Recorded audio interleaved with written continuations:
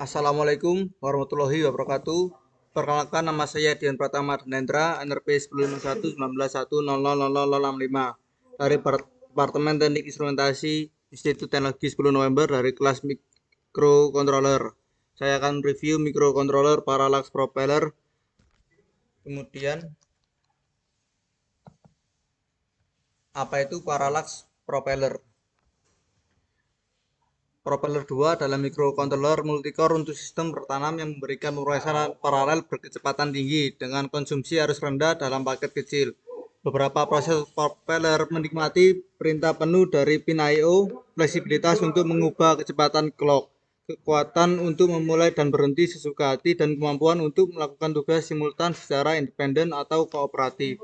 Microcontroller Propeller 2 P2S8C4M64P terdiri dari 8 prosesor 32 bit identik, disebut roda gigi, masing-masing dengan RAM sendiri yang terhubung ke hub umum. Hub menyediakan 12 KB RAM, kemudian pemecah matematika Cordic dan flash tata geraha. Arsitekturnya mendukung 64 pin I/O cerdas, masing-masing mampu melakukan banyak fungsi analog dan digital otonom.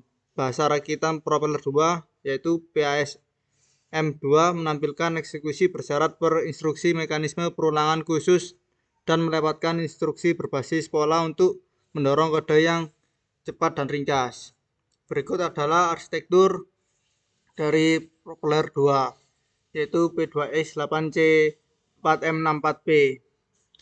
Propeller 2 memiliki fitur daya pada pin out-nya pada sisi bawah terbuka yang besar berfungsi sebagai friendly pembuayan atau ground untuk inti, dan pin I/O juga sebagai heatsink untuk mendinginkan silikon. Beberapa pin daya I/O yaitu VXXYY yang ditempatkan secara teratur di sekitar chip memberikan fleksibilitas untuk yang terisolasi. Referensi daya ultra stabil yang diperlukan untuk operasi I/O DAC dan ADC yang bersih. Beberapa pin daya VDD yang ditempatkan secara teratur di sekitar chip memungkinkan referensi daya inti bersih di seluruh chip. Kemudian yaitu ada pin deskripsinya. Pertama, ground yaitu expose pad pada bagian bawah chip. Ground untuk core dan smart pin terhubung secara internal ke pad yang terbuka.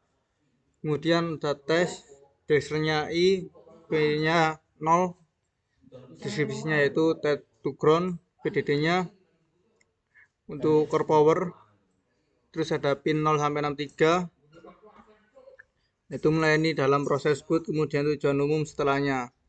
VXYY, V tipenya ada 3,3 daya untuk pin winter dalam kelompok 4, PX, X hingga PYY.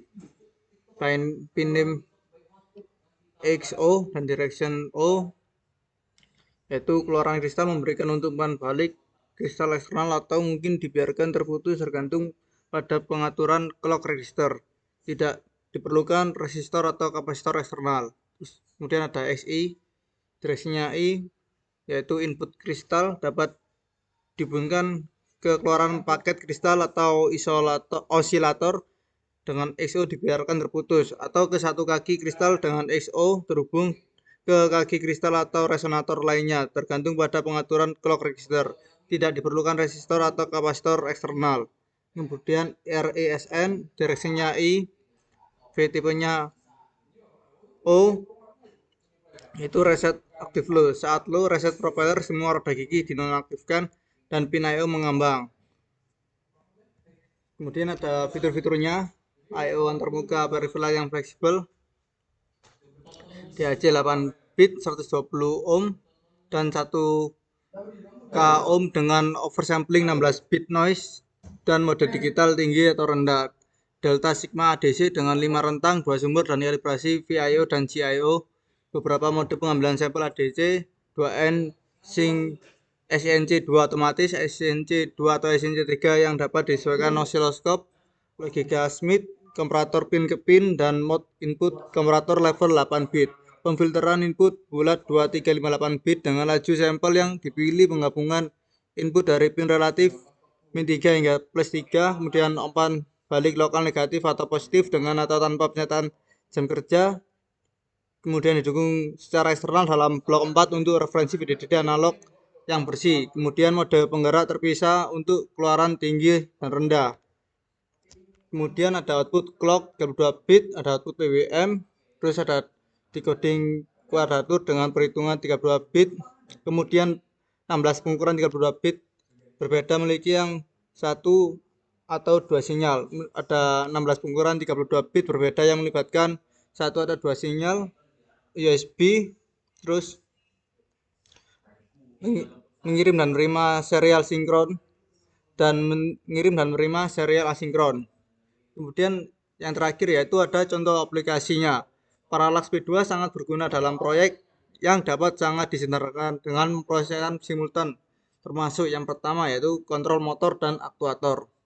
Antarmuka pengguna yang membutuhkan output NTSC, PAL atau VGA dengan input keyboard dan mouse PS atau 2. Sistem video, game berbiaya rendah, kemudian robotika industri, pendidikan atau penggunaan pribadi, terus kemudian ada transmisi video nirkabel, NTSC atau PAL, kemudian sistem kontrol industri, kemudian integrasi sensor, pemrosesan sinyal dan akuisisi data, terminal antarmuka manusia portable genggaman. Sekian dari saya, mohon maaf bila ada salah kata. Wassalamualaikum warahmatullahi wabarakatuh.